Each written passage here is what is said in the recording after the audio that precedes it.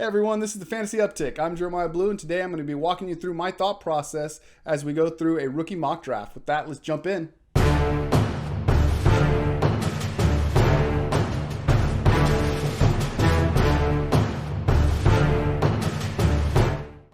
Okay, so I was drafting out of the 6th spot, as you can see here. I landed with Cam Akers at number 6. The first 3 picks went basically how I expect. Most people are going Clyde Edwards-Helaire, Jonathan Taylor, and J.K. Dobbins. I have no problem with any of these things. Clyde Edwards-Helaire is obviously the guy that you want this year, especially in Dynasty, and you got to understand this is a rookie draft. This is going to be Dynasty, so that's what we're going to be talking about.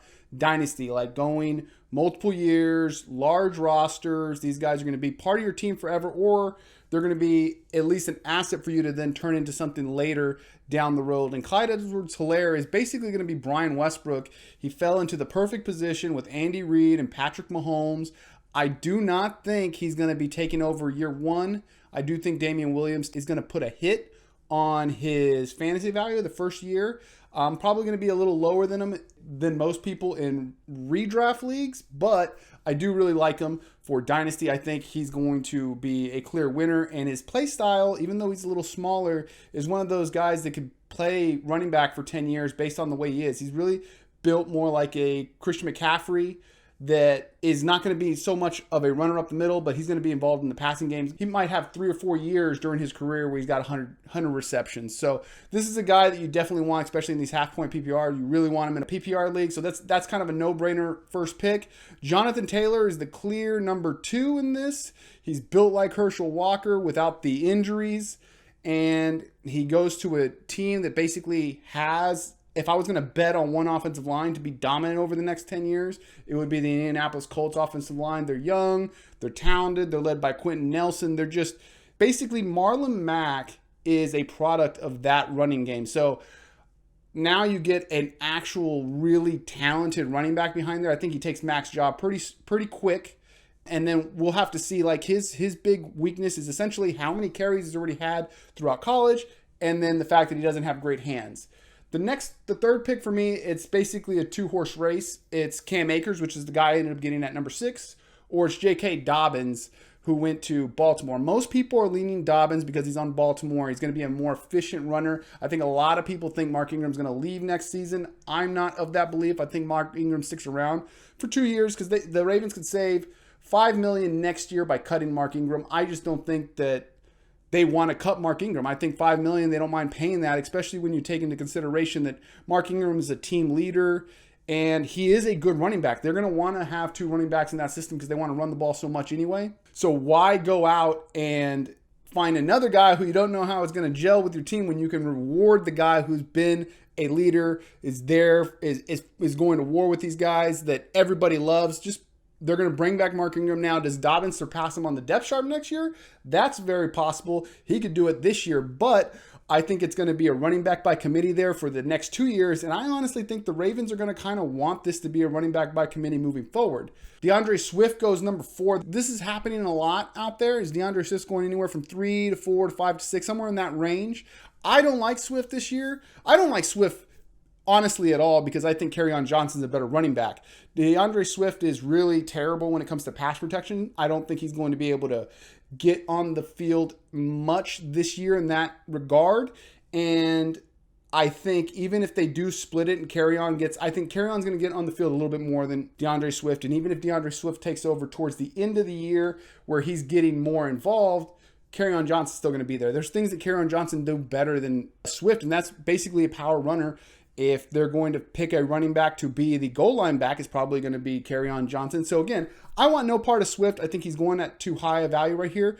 I would take Cam Akers at this spot. And then at number 5 is basically where I would start thinking Swift. CeeDee Lamb is on his own tier for me when it comes to rookie receivers. And then DeAndre Swift is on his own tier as well, but it's the 3rd tier when it comes to running backs. You got the first tier with the Clyde Edwards-Helaire, Jonathan Taylor, and then you got your 2nd tier with Cam Akers and J.K. Dobbins. And I really don't care which way you want to do it. One's more efficient. I think J.K. Dobbins is going to end up being more efficient throughout his career, and then Cam Akers is going to be a workhorse immediately as soon as he gets there. Obviously, we know the weaknesses of the St. Louis Rams or the LA Rams. It is their offensive line's terrible. So to say that I want to go with Cam Akers is basically saying that I believe in McVay to fix the offensive line, to get Cam Akers the ball in space. Remember, Todd Gurley had success fantasy-wise even when he looked terrible last year.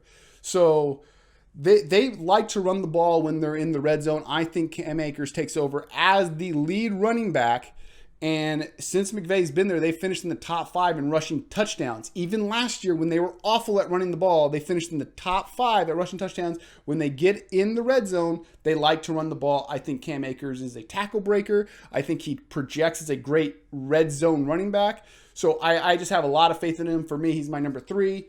But here with DeAndre Swift and CeeDee Lamb going right ahead of me, I was hoping that CeeDee Lamb or Cam Akers fall to me because they're basically the ones who've been falling to about 5 or 6. Hoping that somebody would take Swift. If Swift was the guy there, I would probably try to move back because, like I said, CeeDee Lamb's is in his own tier at receiver, so I really like him. I've actually and I started off with Jeudy and Lamb, but the more I thought about it, the more I was kind of like, you got Dak. They're going to run 3 receiver sets. And then you got to take into account if Cooper gets hurt at all or Gallup gets hurt. If either one miss time, it's very easy to see Lamb overtaking Gallup. And again, this is Dynasty, and the way Cooper's deal is built, it's very easy to get out of it. I don't think that they will, but I do think that is still an option. There's a possibility they could end up trading Cooper. There's a possibility that they could trade Gallup prior to his contract going over. And the other thing is they're running 3 receiver sets in Dallas. So, it's very possible that Lamb takes over Gallup in the starting lineup. So, he's going to see plenty of opportunities there. He's so talented. He has the better quarterback. I just think he's a very safe player, and he's got a lot of upside. So, I'm just putting him a little step over Jeudy because with Jeudy, I don't know how much I believe in Lock. Like, I personally believe in Drew Lock, but we haven't seen it. It's not like he's just automatically going to be successful. We don't know that. So we don't know what we're going to make out of Drew Lock. Essentially, that makes Jeudy, for me, get pushed back into that tier 2 at receiver. But that's basically where I have Swift, is either like that tier 3 in running back and tier 2 receivers. They're kind of the same. So somebody's going to want Swift. I would trade back here if this was my real draft. Obviously, this is a mock draft, so there's no trading. But I would trade back here and just try to get either Jeudy, Rieger, or Ruggs. Now, I know a lot of people, most everybody's got Jefferson over Ruggs, which I have Ruggs over Jefferson. So I would almost feel comfortable going all the way back to 10 because I know if not, I can still get Jefferson, which I don't hate Jefferson. He's just not in the same tier for me as Jeudy, Rieger, and Ruggs. So here we go back. Jeudy gets taken 7th, which is fully expected. As soon as all the main 5 running backs are off the table and CeeDee Lamb's gone, it's a no-brainer who the number 7 guy is. That's going to be Jeudy, basically across the board. Some people would go Rieger, which I really like Rieger. I've liked him more and more. I started off having him basically in the same realm with Jefferson, but the more I thought about it, the more I looked into the tape, and he's got the best quarterback. He's got Carson Wentz, and then he's got these old receivers. So how involved does he get this year? I think he's going to be involved because Alshon Jeffrey is already talking about starting off on the PUP list. There's going to be opportunities. They'll rotate Rieger in, but when Jackson and Jeffrey leave, and again, they're both old. It might just be 1 year left in Philly before they're gone next year. Rieger's going to be, he's basically his whole career, he's going to have Carson Wentz at quarterback. And if that's the case, I want Rieger. I actually might move him up over Jeudy just based on that alone because, again, comparing quarterbacks, you got Wentz versus Lock. Well, again, we do not know what Lock will end up being. He could be great, and then you would get a steal with Jeudy, but there's also some talent there too. Sutton's going to be taking targets, and KJ Hamler is a really, really good receiver that nobody's talking about because Jeudy and Sutton are there. So then we go down to Justin Jefferson. I got no problems Justin Jefferson going here. To me, he's going to be a very safe, high floor kind of guy. I just don't think the ceiling's that high in Minnesota. And I don't actually think he's all that good. As a guy who owns Diggs in my fantasy dynasty league, I knew how frustrating that passing attack can be. And that's with a guy that I believe is way more talented than Justin Jefferson. Then you get to Ruggs. I just think he's going to be this number 1 receiver in Oakland Raiders from day one. I know John Gruden knows how to get his best receiver involved in the game plan.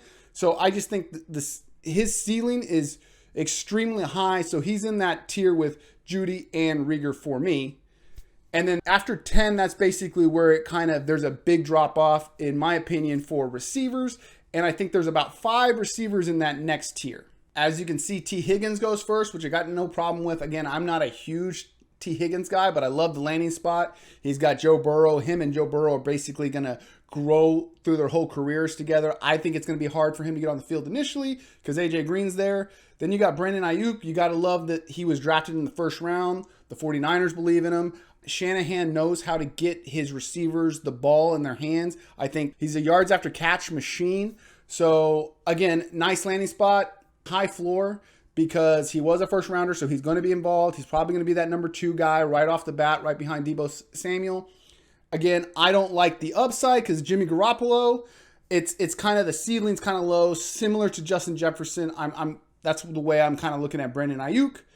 Then we go, the quarterbacks come off the board here. And again, this is where you might want to take quarterbacks depending on what your league is, 6-point per passing league, or if you just don't have a good quarterback on your roster.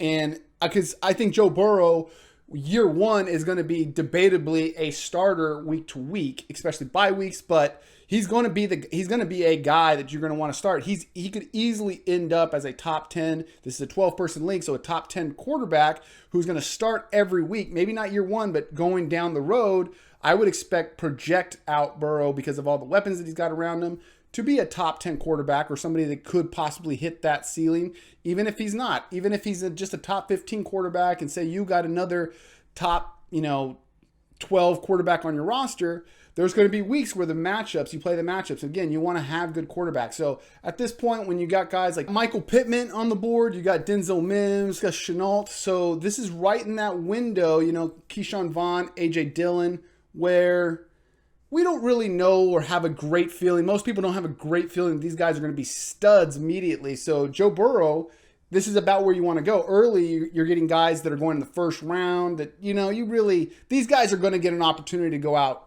and start somewhere. Then you got Keyshawn Vaughn. Keyshawn Vaughn, I've already said how much I like him, and it's mostly a knock on Ronald Jones why I like Keyshawn Vaughn. I mean, he's a good player in his own right, but Brady likes guys who can pass block and be involved in the passing game. Keyshawn Vaughn fits that bill better than Ronald Jones. I don't think Ronald Jones is a complete bust, that he's never going to be able to be good.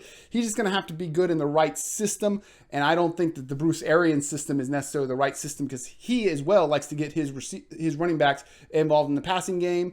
He's such a miserable pass blocker. You really just can't put him back there with Tom Brady. So I think Keyshawn Vaughn ends up getting this by default, essentially, because if we look back, even last year, Ronald Jones was clearly the best running back on the roster, and I don't think it's going to be as clear anymore because Keyshawn Vaughn is significantly better than everybody else that was on the roster last year, and he couldn't even really dominate the snaps the way you would expect somebody who's the most talented person on the roster to do, or most talented running back on the roster to do. Tua goes next. And I have no problem with that because, again, we just talked about Joe Burrow. We would imagine that Tua is going to end up being pretty good. I do. I think Tua is going to be great. Once the Dolphins surround him with enough talent, very easily could be in that top 10, top 15 annually. And then you got A.J. Dillon coming off. It's going to be hard for him to make much of an impact this year. He projects as a nice little goal line back for sure. I mean, even in a committee. But, Aaron Jones might leave next year, and then now this is his backfield, which then you're getting a steal because you're going to get, a workhorse running back in the second round of a rookie draft. Michael Pittman Jr., I don't mind here. He's basically a first-round pick. He went 2 picks after the first round, but it was the Colts' very first pick. The Colts really wanted him. So, again, he's going to start day 1. They clearly, this was a guy really high on their board because, again, this was their first pick of the draft. Denzel Mintz is the guy that ends up falling to me. I love Mims this year. And I mean, I love Mims going forward in dynasties. Like this guy for me is way up my board as far as, he's still in this tier with Higgins and Ayuk, but he's really, for me, the number 1 guy in this tier because he lands with Sam Darnold, who I fully believe in is going to be a great pro for another decade. And now he gets here and he's going to be basically Sam Darnold's number 1 receiver from now until they draft or bring in somebody better than Denzel Mims. So I just believe Denzel Mims, watching him, his only issue is drops. But everything else about the guy. He's big, he's fast, he's super physical. Like, he projects to me like a TO type because of how big and strong he is, and the way he plays is so violent for a receiver. So I just love Mims here. Honestly, I'm even trying. I mean, any draft I can get Denzel Mims because he's fun to watch. He really reminds me of Michael Irvin, for example. Like the way he passes interference a lot, offensive pass interference. But as we saw last year with Kyle Rudolph against the Saints, refs sometimes just don't call it, right? Offensive pass interference rarely ever gets called. There's people that make their living off that. Just go watch some DeAndre Hopkins. Basically, pass interferences on every play. And I think that Denzel Mims projects to be someone like that. Very aggressive, great in the run game. So I was happy to get him here. I was debating between him and Laviska Shenault for the longest time because I love me some Laviska Shenault. The tiebreaker is I have more faith in Sam Darnold than I have in Gardner Minshew and the Jaguars. Who knows what's going to happen there, but it could be very easy that they end up being the worst team in football this year, and then they go out and get Trevor Lawrence, and then Laviska Shenault turns out to be something amazing. He projects better as a slot, but I think they're going to play him a lot at running back, so keep an eye out for that. If they end up moving him to become more of a David Johnson type, I think this might really work. All the rumors about how much they were trying to move away from Leonard Fournette, and then they still went out and got Laviska Shenault when there were running backs on the draft board in the second round, makes me think he looks like a running back. He moves like a running back. He breaks tackles. He played slot in college, but he could easily transition to playing slot and be that third down back. I really like him because but I want to know what the Jags are going to do with him. This pick I love. So let me speed up here because we've already been on for a little while. Let's Zach Moss could definitely be in a split, so I like that move. Antonio Gibson, there's a lot of like hype coming around him, but I think the Redskins running back room is just kind of deep. I don't see where he fits in necessarily. Chase Claypool, same thing. I think Pittsburgh's a little bit deeper. Maybe next year some people leave, but I'm not projecting that. I think Juju sticks around. They work out a contract. And then you get the number one tight end that was drafted, so you expect he gets an opportunity. And it looks like, we talked about this in the Bears video, that it looks like they're trying to do more of a 2 tight end type sets. So in 3 years, the problem with tight ends is that it takes them about 3 years before they really get going anyway. So again, I usually steer clear of tight ends. Evans projects to be a handcuff for Derrick Henry. And I mean, he might be the third down back there. Remember, they lost Lewis. And then Adam Troutman, again, tight ends, not really something I want to deal with. Justin Herbert, this is a fine place for Justin Herbert. I mean, he was drafted in the top 10. He's going to get an opportunity to start. And who knows, maybe he is better than I think he is. I don't think he's going to be very good, but he could be good. Bryan Edwards, I really like him. He just pops on tape. He's got great hands. He was hurt, so he didn't perform at the combine. So I think that's really why he fell in the draft. I wonder where he would have gone if he would got to perform. He wasn't going to project as a 4.4 kind of guy, but I mean, he is a pretty good athlete, 6'3". He's a big dude. I do like him. He plays really aggressive. He's got some of the best hands in this class. Van Jefferson's interesting. Like, nobody's talking about Van Jefferson, but they did lose Brandon Cook, and really the only person ahead of him on the depth chart is Reynolds, and they run 3 receiver sets a lot. So I really think Van Jefferson might be somebody that people aren't really paying attention to. Joshua Kelly, I like Joshua Kelly because I only like Joshua Kelly because of where he landed. I think there's a real opportunity there to be kind of like in a committee. I don't think Eckler's going to be the workhorse. I think Kelly has a real shot to be in a committee with Eckler. I think this is basically the drop-off at running back.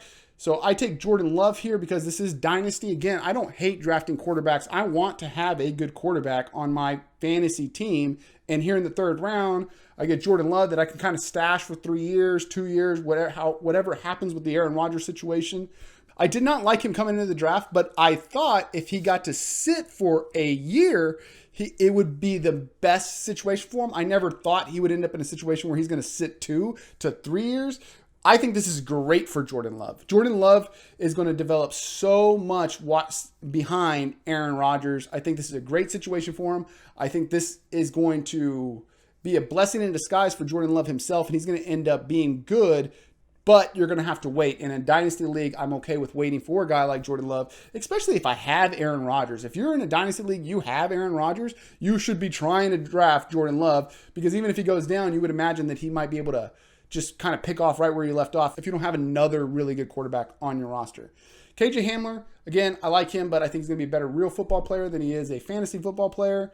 Anthony McFarland, I don't really like. There's too many running backs in Pittsburgh. I don't think this guy's going to be, he's not going to jump that high up so I'm like, whatever. I like Gandy Golden, mostly because I'm going to the school he played at, but he also projects to be like the number 2 receiver there in Washington. He's super talented, but super raw.